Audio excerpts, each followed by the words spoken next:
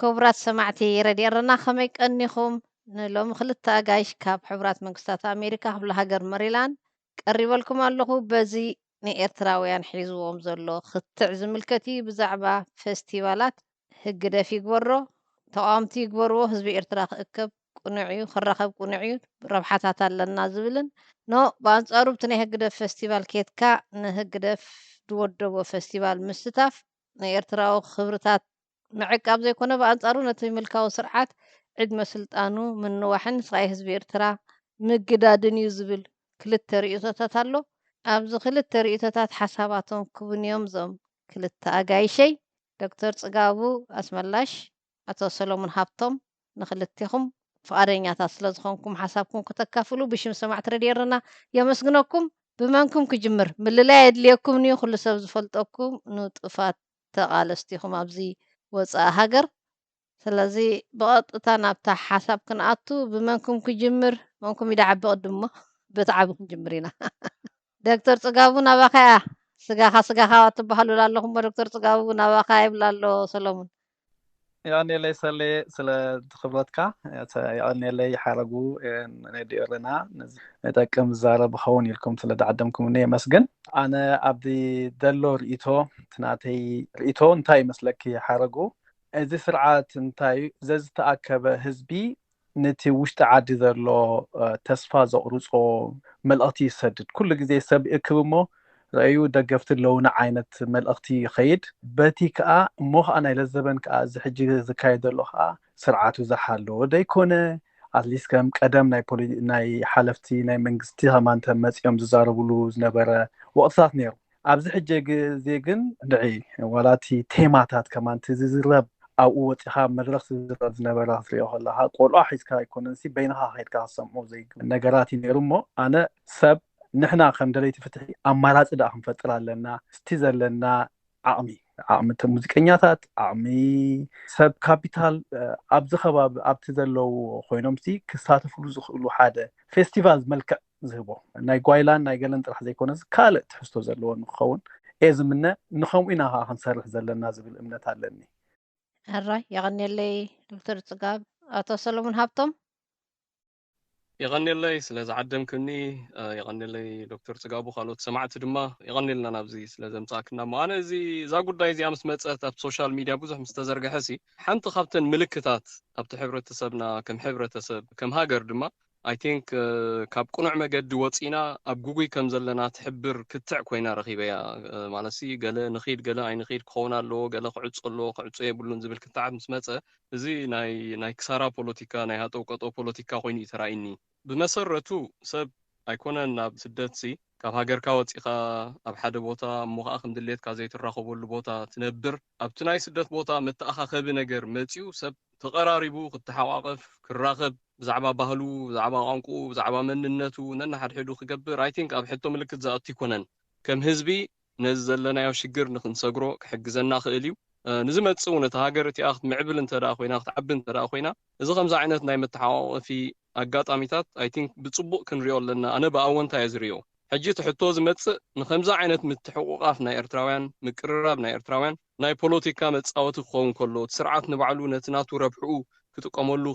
كجمر كله تصاورنت ስለዘይብሉ ነቶም ናተይ ዝብሎም ጥራይ ሰባት አኪቡ ነዚ ነገር ዝገብር ከሎ ጸገም ይዝፈጥር ግን በት መንግስት ጥራይ ዘይኮነስ ብተቃውሞ ደረጃውን ተሪኢኻዮ ከምኡ ነጻጊ ዘይምቅባል ሓሳባት ጸገም ሃልዩ ነቲ ምትኽኻብ ናይ ኤርትራውያን ንሱ ክንቀፍ ክትሪኦ ከለኻውን ኣብ ሕቶ ምልክት ዘእትወካ ነገር ኣሎ ስለዚ እንታይ ዝብል ንነፍስና ክንፍትሽ ኣለና ህዝቢ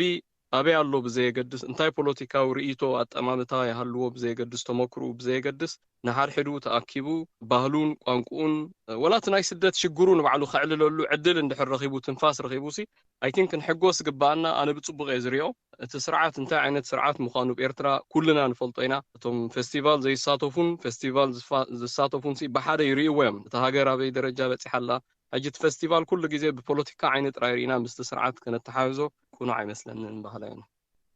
نزي زبولو ملسلكا دي دكتور صقابو هو أبزاق زي آسي منتنا حتهم لكت لعلاونتنا بتحتهم لكت زقاتون إسرع عمت جريو ناي دك سبات إلتراوي محبرسب لعلاونة تخابز دفر حجها أبزق زي خا لعلاونة ولا أنت هاجر كمان بحدا جازة تو خناتات كلنا نسرعات دقف حدا بتي ملك سب بزحيم رأي كالاي بتي أتاوي مهاب أتاوي أب حزب إيرترا ديوعل أتاوي ملكع أسمرا ملكع كاتمتات إيرترا زي كيير أتاوي بمعدنات متصالو بكالم ألون متصالو بنحنا نسدو سدرانا إلنا نسدو يمتصالو أبتها قرنا جنز متصالو طوال حنتي يلا نزي موساخ تبو زي كونة زقب أكاسي أمارات الدلي خانة هزبخات إكبرلو مقدم مفتارقن ناتنا حلافنتاوي تراي مثلا كم هزبي عمسب ብዙሕ ኣለና ነቲ ዓቕሚ ሰብ ግን ኣይንጥቀመሉን ኣለና ብኣግባቡ ከምዚ ሰለሞን ክብሎ ዝፀንሐ ነፃጊ ዝኾነ ተሓሳስባ ብኣተሓሳስባኻ ስለተፈለኻ ወይ ከዓ በቲ መገዲ ትቃለሰሉ ስለዝተፈለኻ ተፈላሊኻ ምዃን ዘይኮነሲ ነቲ ኤርትራዊ ማሕበረሰብ መልክዕ ዘርኢ ነቲ ኤርትራዊ ባህልታት ዘርኢ ነቲ ኤርትራዊ ኣፈቐዶ ዓለም ዝገብሮ ዘሎ ስራሓት ዘርኢ ፌስቲቫል ክንገብር ንኽእል ኢና በዓልና ክንገብር ዘይምኽኣልና ይኸዓ ነቲ መንእሰይ እውን ተስፋ ቆሪፁ ናብኡ ክኸይድ ዝገብሮ ደሎ እሞ ኣነ ከም ህዝቢ ክንገብሮ ዝግባአና ካብቲ ስርዓት ነቲ ህዝቢ ክንፈልዮ ኣለና ባህላይ ከም ተራ ኣብቲ ቃልሲ ንፃወቶ ዘለና ተራሲ ህዝቡ ክምለስ ናብቲ ህዝቢ ምምላስ ካብ ናብቲ ስርዓት ከድካ ምድኻር እሞ ከዓ ታግ ዝኾነ እዚ ፀልፊ ዝበዝሖ መራሕቲ መድረኽ ሒዝካ መፂኻሲ ንህዝቢ ኤርትራ ዝትጭዋ ዝኾነ ህብረተሰብናሲ ዘይመልክዑ ዘይኮነ ዘርእዮ أنا أدلنياتي هنا توم كالوت حاجرات نتقامقنا زي سمعوا مخانم توم خيدنا توم كيدوم زقبلوا زلوا فيستيفالات مالتي مو أنا ستيل نحنا ترانا هنصوت لنا بحاله دكتور صقابو متكأتا نايزي هقدف زدال وزلو فيستيفال كندالو لنا بحاليها متكأتا سلزي رخبنا أو مخادو سلمتاي كم جيجار إخيو كم جيجا ذريالو مخنات نتي سرعات عدلنا تشكون أخو قصلسي عدل سلنا هو زلنا عين قبل المالت هيكونن كم تنسو زقبرو كم تنسو تسرعات زقبرو موسيقى تامتينا نقبر لنا ستيل قلنا تبهلنا يكوننا نرزل لنا موسيقى راحنا نرزل لنا نتبهلي خلينا بالكلناسي تهاجرنا تهزبنا بس هو زلو درجة أبتعدي تخاي كألن تنقادا إيرتراوجن تي intellectual ومهور إيرتراوجن أبكال عالم كيدو زقبرو زلو صراحات مرأي بعلوسي نتمس أولده تصفى خطر يأخذ كلا لك بتصرفي إنجد زي كونسي بتصفى إنجد فيستيفالات كنجبر على الناب على تجري حجينا بنت عبدالاس تجري مع حزب زوحد يكون عندنا يا بتخلتي عدراج زنبرة ماذا فزي كل زي proactive كوينا ويكا قدمنا مدبات سريعنا بعدنا هنجبره نفتن كجبر كلوجن ناتنا مقبركا أقداسو كويني سمعنا أنا أتو سلومن هقدف زمرحل اللو سرعاتنا إيرترا زلو أكايدا تقاومو يخا فيستيفال مقبارو كن بانصارو تقاومو يبلكان سلازي نتو سرعات دا بمنتاي مقد خمكت اللو وبهلا يخا نو رمكي تسرعات اب فيستيفالن اب كمز عينت نغراتن بزح مستافو كم مريح درجه مصواتو ايدغفوني منغستي عب سراح يقصرح زغبو امباسادر اب انا صرلي فيستيفال مقباروم هقدف فيستيفال مودابو ما يتدغفونيها هو مالت منغستي اب كمز اتي بفلاي كمزناتنا منغستي تصاورنت زيبلو حقافو زيكونه نحزب زفلالي فيستيفالات بمدلاو نحزبي نسخاناتي خان نسخاناتي يكون كان ام مدرخ وصيو زاربو زرباتات قال كلو نسمعون كلنا بحافشو ازي اب سلطان زلو جيله راي زيكونس ولا خالق غيزه منغستات اب فيستيفال ام مكيادن ابنا اشتو نغرات افتحت وريدو كسرح يبلون زبل امنت يزلني حدا خابتي صقم نايز فيستيفالاتنا زغاطمو ات عنتوي زبل كونتايو حدنت حونت مقرراب كندغفول لنا ايده ግን መጻወት ናይ ፖለቲካ ግን ክኾን ይብሉን ሕጂ ትህግደፍ ከም ስርዓት ነዚ ናይ ፌስቲቫል ኩነታት ከም ዕድል ተጠቂሙ ብዙሕ ፖለቲካዊ መልእኽቲ ናይ ሓሶት መልእኽቲ ናይ ፕሮፓጋንዳ መልእኽቲ ስለዘመሓላልፍ ቁኑዕ ኣይኮነን እቲ መንግስቲ ኣብ ከምዚ ክዋሳ እዚ መንግስቲ ጥራይ ዘይኮነስ ወላ ብድሕሪ ሕጂ ዝኾነ ፖለቲካ ውድብ ናቱ ጽልዋ ንኽገብር ንህዝቢ ኣብ ከምዚ ዓይነት ፌስቲቫላት ኢዱ ቁኑዕ የብሉን ባህላዊ መንግስቲ ከም ዓቢ ስራሕ ክሓስብ ዝግብኦ ብፍላይ ኣብዚ ግዜ እዚ ዓድና ኣብ ብቁጠባን ብኩሉ ኣብ ሕማቕ ዘላትሉ ግዜ እዚ ከመይ ገይረ ቁጠባዊ ሽግር ናይ ሃገረ ይፈትሕ ንህዝበይ ከመይ ገይረ ረሃዋ የምጻሉ ዝብል ዓቢ ሽግር ክፈትሕ ኣብ ክንዲ ዝግብኦ ብቴሌፎን እንዳተደዋወለ ኤምባሲታት 24 ሰዓት ኣብ መርዓ ዳስ ከዳሉ ክጓዩ ክትሪኦ ከለካ ብጣዕሚ ሕዝነካ እዩ ሕጂ ኣባ ክእርማ መንግስቲ ወይ ዝኾነ ዓይነት ፖለቲካ ውድብ ኣብ ምክያድ ፌስቲቫል ኣብ ከምዚ ዳስን መርዓን ጓይላን ንጡፍ ተሳታፍነት ክህልዎ የብሉን ዝብል እምነት ይዘለኒ ብሓፈሽኡ ግን ካልእ ዝገብሩ ኣካል ተዘየለ እቲ ሰብ ክእከብ ከሎ ሰብ ክቀራረብ እንከሎ ግን ናይ ኤርትራዊ ባንዴራ ሒዙ ኣይ ቲንክ ክንቅበሎን ጽቡቕን ብጽቡቕ ዓይኒ ክንሪኦ ኣለና ባህላ እየ ኣቕሬታ መጀመርያ ብጌጋ ተረዲእካ እንተ ጸኒሐ እቲ ጉጉይ ኣጀንዳ ዘለዎ ናብቲ ጉጉይ ኣጀንዳ ዘለዎ ንፖለቲካዊ ዕላማ ምዃነት ዘይተኣምነሉ ፖለቲካዊ ዕላማ ንውሕዳት ዘርብሕ ኢልካ ተኣምነሉ ፖለቲካዊ ዕላማ ወይ ዓማጽ ስርዓት ኢልካ ንተኣምነሉ ዕላማ ዝውደ ፌስቲቫል ህዝብና ከይዱ ክእከብ ዳ ስለምታይ ትድግፎ ዝኾነ ነገር ጻዕዳን ጸሊምን ኢልካ ትመቃቅሎ ነገር ኣይኮነን ህዝቢ ኣብዚ ፌስቲቫል ክእከብ እንከሎ ነቲ ስርዓት ስለዝፈትዎ ነቲ ስርዓት ስለዝድግፎ ኣይኮነን ከምኡ ዝብል እምነት ይዘለኒ ክንደይ ዝፈልጦም ኣብኡ ዝሳተፉ ኣለዉ ነቲ ስርዓት ብፍጹም ዘይድግፍዎ ማለት እዩ ኣብ ፌስቲቫላት ሰብ ዝሳተፍ ብዙሕ ምክንያታት ኣለዎ ገሊኡ ናቱ ጽሙዋ ህይወት ሓንሳብ ትንፋስ ክረክብ ገሊኡ ክላለ ገሊኡ መጽሓፍቲ ክገዝእ ገሊኡ ባንዴራ ክገዝእ ገለገለ ከምዚታት ኣሎ ብዙሕ ምክንያታት ኣሎ ሓንቲ ከረጋግጻ ዝደሊ ነገር ግን ኣላ ወላ ብቲ ዓዲ ውሽጢ ዘሎ ህዝቢ ክሰምዖ ዘለዎ ኣብ ደገውን ዘለናውን ጽቡቕ ገይሩ ክርዳእና ዝግብኦ ተሓቂ ኣሎ ዝኻንታዩ ህዝቢ ኤርትራ ነዚ ስርዓት እዚ ንዕኡ ዘየዋፅእ ስርዓት ምዃኑ ኣዝዩ ፈሊጥዎ እዩ ፈሊጥዎ ጥራይ ዘይኮይኑ ብዓይኑ ርኢዩ ዳሃሲስዎ እዩ እቲ ካብኡ ዝሃድም ሃዲሙ እቲ ብኡ ዘሎ ከዓ ማዓሲ ለውጢ ዝመፀና ኢሉ ስለዚ ኣብ ፌስቲቫል ስለዝኸደ ሰብ ልዕሊ 60-70-80 ሚእታዊት ነቲ ስርዓት ይድግፎ እዮም ዝብል ኣተሓሳስባ ቁኑዕ ኣይኮነን ካብ ከምዚ ዓይነት ኣተሓሳስባ ኢና ከዓ ናብ ጌጋ መገዲ ንኸይድ ዝበዝሐ ህዝቢ ምስተሓቋቐፈ ነቲ ስርዓት ብዝበለፀ መገዲ ከኣልዮ ክእል እዩ ኣብኡ ተኣኪቡ ማለት ግን ኢንዶርስመንት ወይ ድማ ነቲ መንግስቲ ብእንግሊዝኛ ሌጂቲመሲ ወይ ድማ ደገፍ ነቲ መንግስቲ ተኣማንነት ወይ ድማ ነቲ መንግስቲ ይጽናሓለይ ይቐጥለለይ ተቐባልነት ኣለዎ ማለት ኣይኮነን ህዝብና ለውጢ ዝደሊ ዘሎ እዚ ስርዓት እዚ ንሃገርና ከም ዘይጠቅም ካብ ጫፍ ንጫፍ ኣብ ደገን ኣብ ውሽጥን ዘሎ ፈልጥ እዩ ነዚ ንኽትኣልዮ ግን ከመይ ጌርካ ኢኻ ተኣልዮ ንዝብል ሕቶ ክንምልሶ ኣለና ሓደ ካብቲ ኣብ ዝሓለፈ ዓመታት ንነዊሕ ግዜ ዝረኣናዮ እንታይ እዩ ነዚ ሽግር እዚ ንኽትፈትሖ ነቲ ህዝቢ ዘይሽሙ እንዳሃብካ ነቲ ህዝቢ እንዳቃለልካ ነቲ ህዝቢ ካልእ መልክዕ እንዳሃብካ ኣይኮነን እዚ ህዝቢ እዚ ሓያልዩ ርትዓዊኡ ናቱ ጸገማት ናቱ ብድሆታት ናቱ ድኽመታት ኣለዎ መጨረሻው ግን እዚ ስርዓት እዚ ናቱ ከም ዘይኮነ ፈሊጡ ብሓንሳብ ተበጊስሉ ዘሎ ብሓንሳብ ንኽሰርሕ ከነተባብዖ ኣለና ነዚ ስርዓት እዚ ንምእላይ ጥራይ ዘይኮነስ ኣርሒቕና ክንሓስብ ኣለና እቲ ሃገር ክትምዕብል ክትዓቢ እንተዳ ኮይና ምቅርራብ ከድልየና እዩ ሓንቲ ክውስኸላ ዝደሊ ነጥቢ እንታይ ኣላ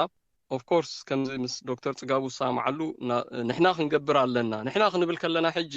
ንሕና ኤርትራውያን እያ ክትከውን ዘለዋ ደጋፋይ ተቃዋማይ ዝበሃል ፌስቲቫላት ኩሉ ግዜ ከምኡ እንዳበልካ ክትነብር ቅቡል ኣይኮነን እዞም ንኣሽቱ ኣብዚ ተወሊዶም ዝዓብዩ ደቅናሲ ሓንቲ ባንዴራ ፈልጡ ቋንቋኦም ባህሎምን ከዓ ፈልጡ ማለት እዮም ብሓንሳብ ክራኸቡ እዮም ዝደልዩ ኣብ ስደት ኮንካ ንሕና ንሳቶም እንዳተባሃልካ እንዳተፈላለኻ ክትከይድ የብልካን ከምኡ ዓይነት ምፍልላይ ክሳብ ሕጂ ነቲ ዓማፅ ስርዓት ጠቂምዎ እዩ ስለዚ እቲ ምትሕውቃፍ ኤርትራውያን ነንሓድሕድና ክንበዳለል የብልና ነንሓድሕድና ኣብ መንጎና ብንኣሽቱ ነገራት ተቀያይምካ ነቲ ስርዓት ዕድል ምሃብ ኣይ ቲንክ ክንገፎ ዘለና እዩ ዝብሪቶ እዩ ዘለና ካብኡ ንላዕሊ ክትምጠጥ ትኽእል እያ ዛርእስቲ ግን ምስ ዘለና ናይ ግዜ ሕፅረት ኣብታ ፌስቲቫል ክኽልክሉ ዝቃለሱ ደለይቲ ፍትሒ ኣለዉ ክንኡ ከይደሙን ናብ ፌስቲቫል ዝተሳተፈ ኤርትራዊ ክጥረዝ ኣለዎ ዝብል ጎስጓስ እውን ርኢ ነይረ እሞ ርእቶ ናይ ክልቲኦም ኣብዛ ናርእስቲ እዚኣ ከም ኣገባብ ቃልሲ ናበይ ደብፅሕ ዝገባብ ቃልሲ እዚ ፌስቲቫል ምኽልካል ወይ ብሽም ኤርትራ ወፂዕኒ ኢሎም ወረቐት ሓቲቶም ኣብ ወፃኢት ኣብ ፌስቲቫል ስለ ዝተረኣዩ ንዕኦም ሪፖርት ጌርካ ኣብ ብላክ ሊስት ምእታውሲ ከም ኣገባብ ቃልሲስ ትድግፎ ዲኹም ትቃወምዎ ዶክተር ጽጋቡ እንታይ መስለከ ኣብታ ንሕና ትብላ ሰለይ ማለት ንሕና ማለተይ ህዝቢ ማለተይ ከም ህዝቢ ደለይቲ ጽቡቕ ናይቲ ህዝቢ ደለይቲ ጽቡቕ ዘይኮነ ስርዓት እዩ ዘለና ኣብ ኤርትራ ዝሕስድ ስርዓት እዩ ዘለና ሕጂ ነዛ ሕጂ ዘምጻኽያ ሕቶ ግን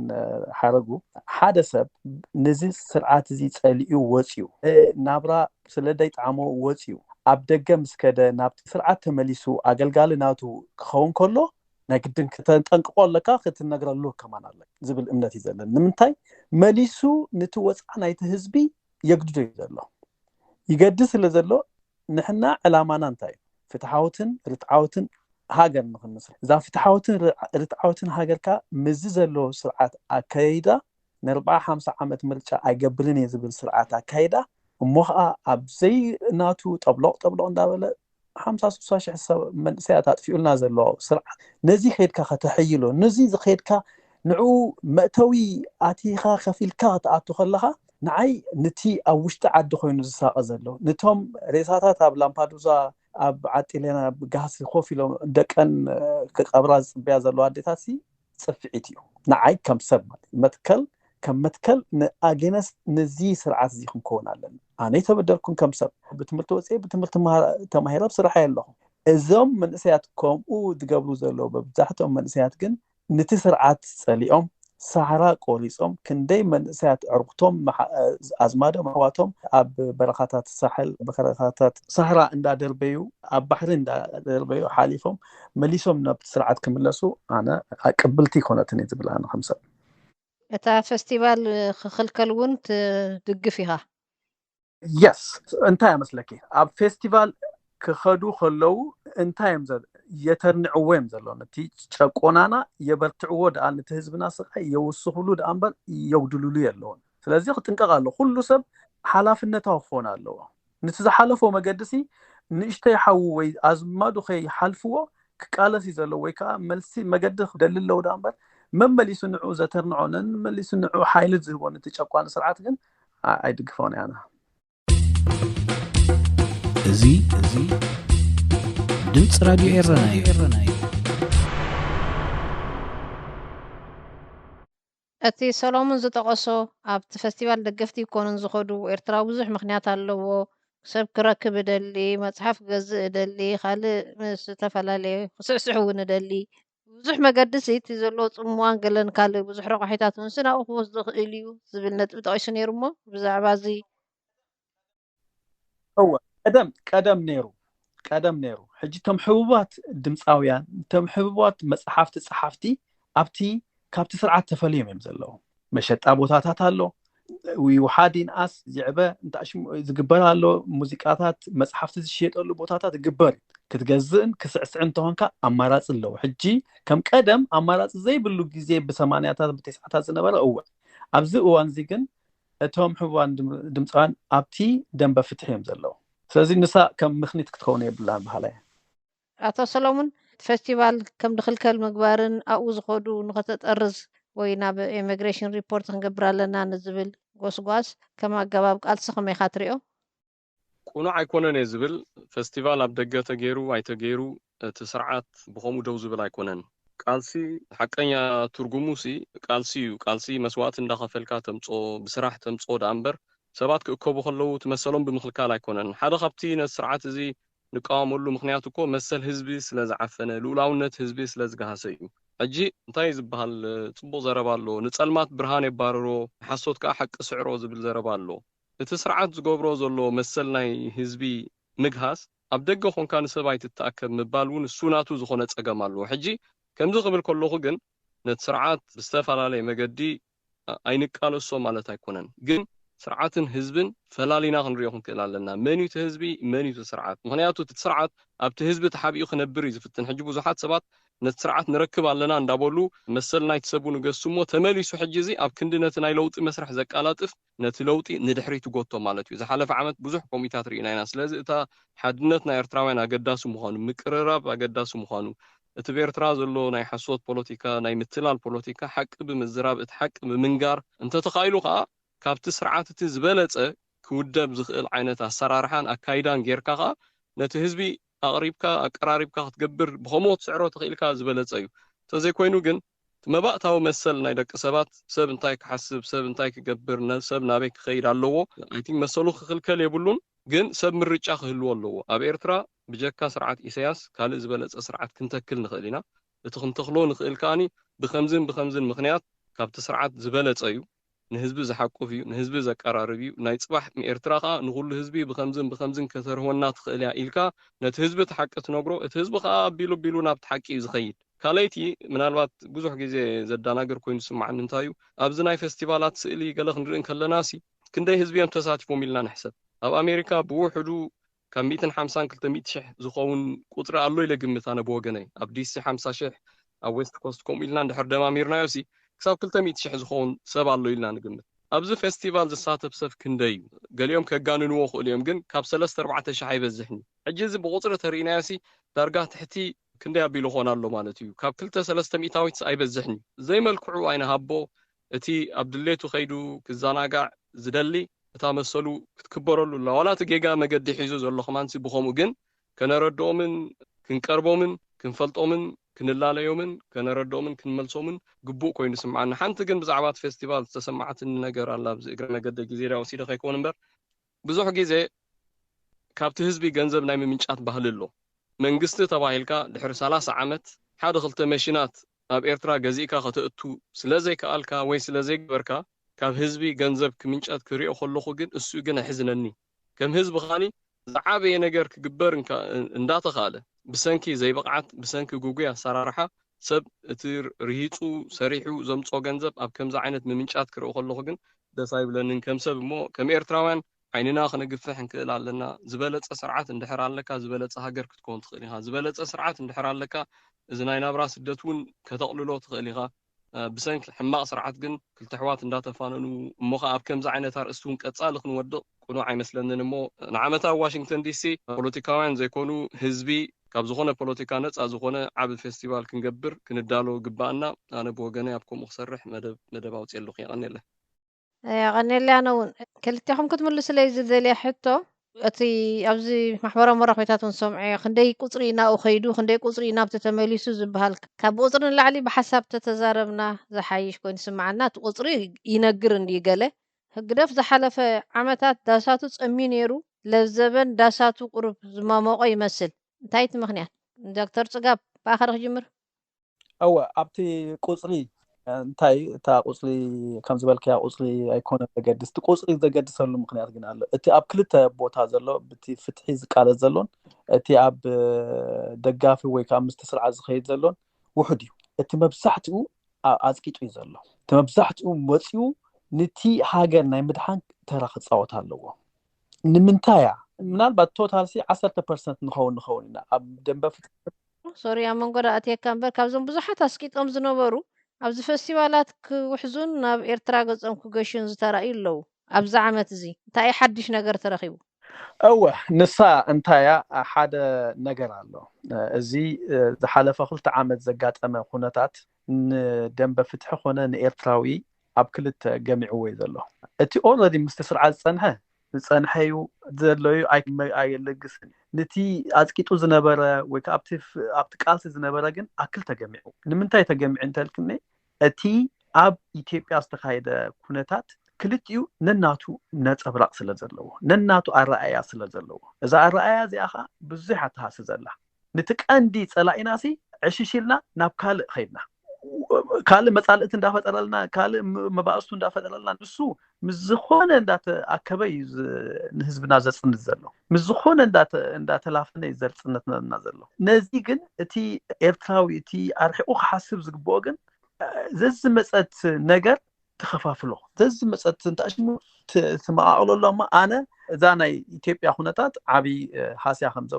ዘውረደት ርዳእኒዩ መፂኡ ዝነበረውን ተመሊሱ ዘሎ ዋላ ኣብዚ ዝነበረውን ናብኡ ዝኸደ እዚ ኸበይ ዝመጽ ዘሎ ካብ ጽልኢ ዝመጸሎ ካብ ጽልኢኻ ሃገር ክንሃንጽ ኣይንኽእልና ገረባብቲ ክንከውን ኣይንኽእልና ክንምዕብሉን ጽልኢ ክትብል ከለኻ ጽልኢ ናይ መን ማለትካ እዩ ጽልኢ ናብ ሓደ ፓርቲኩላር ናይ ኢትዮጵያ ህብረተሰብ ኣሎ እዚ ሩድእ ዝኾነ ማለት እዩ ናብ ትግራይ ክትብል ዲኻ ደሊኻ ዶክተር ጽጋቡ እወ ናብኡ ጽልኢ ኣሎ ንሕወሓት ጽልኢ ኣሎ ዝዓበየ ናብ ሕወሓት ዘሎ ጽልኢ እዩ ንሕወሓት ብመንጽር ህዝቢ ትግራይ ዝርኢ ኣካል ኣሎ ንሕወሓት ከዓ ንህዝቢ ትግራይ ከዓ ከም ህዝቢ ዝርኢ ከዓ ኣካል ኣሎ ሕጂ ንሳያት ዝዓበየት እንታሽሙ መቃኢላቶ ዘላ ነቲ ቃልሱን ኣብ ሃስያ ውልዳቶ ዘላ እምነት ዝብል እምነት ኣለኒ ቶ ሰሎሞን وزي بقليل زملاس أيكونن نفسنا خن حبرتسب كنفتش علىنا أكايدنا خن جمجم علىنا بفلايتنا بوليتيكاوي مسرع مكررات تقبر سبسين نفسه جمجم كم زلوا كسمرولو يدلي نفس خام فتاش تزبلت كم مخنيات زخينات زمصون جرالو أبيرترا ولا حنت لوط استجبريلن زخالة مجدوسي أبكند تصبغ لوطي ناي سلام لوط زمتص زجدد مالتي قبط المحجن رياض نبرنا زجدد جفا منوابرو أنقل كيلو كابت زنبرو خفيو قال حجب عينت منوابرو نهزبنان بتسي سب زدليو لوطي ولا حدا لوطي مثلا بيسو كمان إذا خالق أب تجراي استجبر أبي توقع استجبر خينات نوعه مسمس بمقبارجن أب حزب إيرترا بزوح كسمع زي نبرو قالاتن زرباتاتن زلفاتاتن وريديو إذا نبوز حسب سجا أبيلويو وكم زدي تخصتاي أب إيرترا مننت زبها ليلن مالسي حجب زي مرقامو تصبو أي مثلن خبري تجارلاي نخبري سب نخبري إيرترا وتاريخ زقواشش نزغلو جننات كنداي نجار زجبر سب ولا حنت خم زي جبرن دار أخا تجيري حجي الصوت رايديو أب كم درجة أب صحيو أب حتى ملكت كتطول لك أخذ مرمرون لك لعل زخونة جن دخام كم زلو نزل شجر زين مفتاح دخام كم زلو أتوم أب دنبت قامو خوينهم لوط خنا متسينا زبلو أب كندن لوط نتحكينا لوط السرحو نتسرعات زحجز عينتها كايدا بزحت خدو نيرهم بفلات يوم بزي فلات لازم نفسنا مرميرنا إذا سرعات زي واتسانا مخانو نتهزبز وكله خم زي كونه نتهزبز بقى سرعاتن أو ورادبان أسترارحان تمتسينا جن I think حدنت حزب خمسة قد سنة معبالنا نايت حزب خمسة قد سنة فتحي لعلو كله خمسة قد سنة بزربات رايز يكونس بجبري خنا رأخن كلالنا تتوفاينت كله علو تدحري إذا ما تصلوتي سب نام قد حقن نام قد فتحن مجرش وخمسة وحس فلوتيو إذا بقويلان بخستاين بخمو خن مزنوي بالنان نتسب جيزي خركب كله جن سب كزاناقع حتى أخاخب من كله بزوح كن حزول ليه بالنان أتي نتسرعات جن أب كمزة عين التحابي وبوليتيكا ملغت خسدد كله جن بزقبا مقدي كن بدو خمزة لنا كزها خرد المو يغني الله كلتيكم تسمع معكم للنجارات أب إيرترا زلو سرعات ملكاون عماتن زي فتحاون زي قواماون مخانو كتكاكم زلو تسمع معكم أبت مقدي ترايكم قرب في اللي ريالكم في اللي أبزو قداي فستيوال كا بين مقدي تحزوان تريوان لكم نعو مركز بمقبار انت عينت حسابهم كشوطلو تدليو زي من مقدي عود درس حنا تقولوا ناني حدا دا يعدلك وكم يمو بأخنو دينا يعني لنا دقيمة حرقو هزبي إيرترا انتاي خقبر اللو دقافت كون وتقاومت كون يبلكان اتهاجر زلات تخنتات كتريو حرقون آنن سلينسي نتهاجر كامن رئاس كندي عامتات غيرنا لنا اتزلات تخنتات جن أدعدعنا نفلت نمنتاي بيكا نهزبنا نبيتسبنا سلن حق زلنا دق حفتنا أحواتنا دقنا نتهاجر جرح الحيوم ماسل دوت زلو مالتي نزيخا انكو أمارات يزلوه نتسرعات بديمقراسياوي مجدي زتكو سرعات مفتار مالتي نزيك أنتاينا نقبل زلنا أبدأ خوينو زترانف إرتراولو نابتي من يترنفوه زي كونسي انتاي كونتات يترنفوه زلو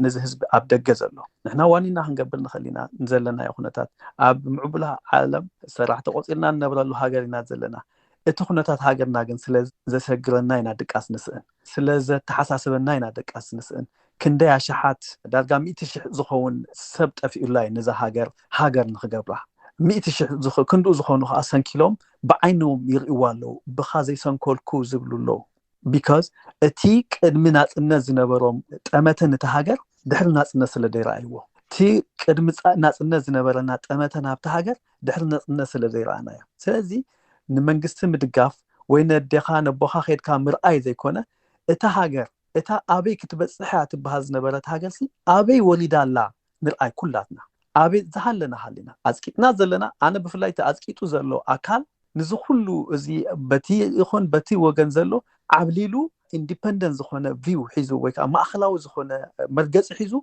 نتهاجر كنزخل أكل كم زلو أمني أزي خبر اللو نتهاجر كن أكوان تخوينا مالتي صباح نجو انتاي كم زمس أين فلتوينا تمال خلتنا 10 ساعات انتاي سلتبه علينا يأكل لنا تبجسنا نيرنا بزح من سيد من تاي عسيلو نيرو أزي أبقمت أتينا كلاتنا خنصرح كنقرارب على النازل بالأمنتي زلني يعني اللي حرقوا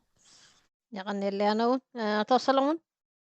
وكل جزء بزعبة إرتراز اللو سرعات بزعبة إرتراز اللو شجر كل جزء تكاسيون على 10 عامات سمعنا هنا جن كاب كمزي عينتها تحا حزا قرب كنوت زلنا خوي نسمع المخنيات ونتشجر زي فلت إرتراوي لن ከም ንቀባሪ ሞት ምርዳእ ዝበሃል ዘረባሲ እቲ ሽግር ኩልና ንርድኦ ኢና ምስ ዶክተር ፅጋቡ እውን ሳማዕ ማለት እዩ ህዝብና ከዓ ዝሳማዕ እዩ ዝመስለና ኣነ ግን እቲ ስርዓት ክገብሮ ዘይከኣለ ንሕና ክንገብሮ ኢና ንኽእል ኢና ግን ከነርኢ ክንክእል ኣለና እንታይ ኢና ንሕና ክንገብር እቲ ስርዓት ዝገበሮ ወይ ድማ እቲ ስርዓት ዘይከኣሎ እንተስ ካብ ዘይምፍላጥ ድዩ እንተስ ካብ ዘይክእለት ድዩ እንተስ ካብ ክፋእ ድዩ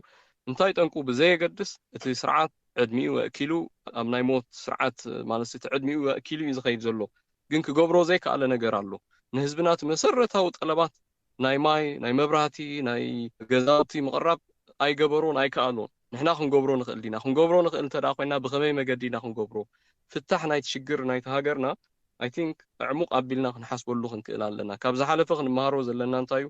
ነናሓድሕድካ ምንሻው ነቲ ህዝቢ ምፍልላይ ንሰብ ምፍረራሕ ማለሲ ሸውሃት ናይ ውልቀ ሰባት ክረውኽ ኢልኾንኩም ብምግባር መጨረሽኡ ግን ፀገምና ዝፍታሕ ዓብ ነገር ብምሕሳብ ነዘሎ ናይ ፍትሒ ብፍላይ ሕቶ ወላ ካልእ ሕቶታት እውን ብሓድነት ህዝቢ ክንፈትሖ ከም ንኽእል ምእማን ፅቡቕ እዩ ጥራይ እንታይ እዩ ሰብ ኣብ ሓድነት መፅዩ ማለት ብሓንሳብ ሳዕስዒ ማለት ጥራይ ዘይኮነሲ ክዛተ ክኽእል ኣለዎ ንክዛተ ከዓ ናይ ግድን ኣብ ሓደ ዓብዪ ኣዳራሽ 2,000 ሰባት ክትእከብ ይብልካን ኣብ ነፍሲ ወከፍ ከተማታት ዘለና ሰባት ክንዘራረብ ክንተኻኸብ ከመይ ጌርና ኢና ንፈትሖ ሽግርና ኢልና ክንዘራረብ ግባና ብዙሕ ራእይታት ኣብ ቅድሜና ኣሎ ብዙሕ ዝተነግረና ነገር ኣሎ ንዑ ሰሚዕና ንኩልና ክዕውተና ዝኽእል መገዲ ምኻድ ወይ ምምራፅ ዝበለፀ ኮይኑ ስማዕና ክልቲኹም ኣጋይሸይ ደጊመ የመስግነኩም ካብቲ ጽማቕ ሓሳባትኩም ኣብቲ ገባብቲ ዘይኮይኑ ኣብቲ መሰረታዊ ነገር ዝፈላሊ ነገር የለን እቲ ደንበ ተቃውሞ ብኣኻትኩም ክምስል ይኽእል እዩ ኣብቲ መሰረታዊ ነገር ፍልሊ ዘይብሉ ኩሉ ኣብቲ ቀለልቲ ነገራት ኣብቲ ገባባት ተፈላለዩ እዩ ባሕጭን ግራሕ ኣትይዎ ዘሎ በቲ ዘለኒ ገምጋም እሞ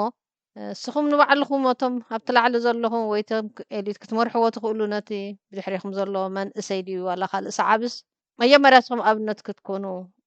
ትፅቢት ናይ ኩሉ እሞ ገለ ፍልይ ዝበለ ኣገባብ ቃልሲ ጌርኩም ዝሓሸ ህዝቢ ትእክብሉ ወይ ንለውጢ ከዓ ኣብዚ ባ መተካእታ ናይ ህግደፍ ተረኺቡ ክብል ክኽእል እቲ ህዝቢ ዓብ ትፅቢት ኣለኒ ኣብ ከማኹም ዝኣመሰሉ ልዙባት ተቓለስቲ ካብ ፀርፍን ካብ ዕግርግርን ካብ ቆይቁን ወፂኦም ተመተካእታ ሓሳባት ዘቕርቡ መራሕቲ ኮይንኩም ክሪኦኩም ብጣዕሚ እየ ዝብህግ እሞ ደጊመ የመስግነኩም ክብረት ይሃበለይ ይቐኒልና ቴንኪዩ ዶክተር ፅጋቡ يقنلنا حلقو يقنلنا سلة يقنلنا راديو لنا بروح مالتي زي دمت راديو إيراناي كورا سمعتي راديو إيرانا مس دكتور ፅጋቡ ኣስመላሽን ምስ ኣቶ ሰሎሞን ሃብቶምን ካብ ሜሪላንድ ሕብራት መንግስታት ኣሜሪካ ክልቲኦም ዝገበርክዎ ስለ ተኸታተልኩምና ነመስግን ብኻልእ መደብ ክምለሰኩም ተዋፂርኩም ኣይበለና ሰናይ ቅነ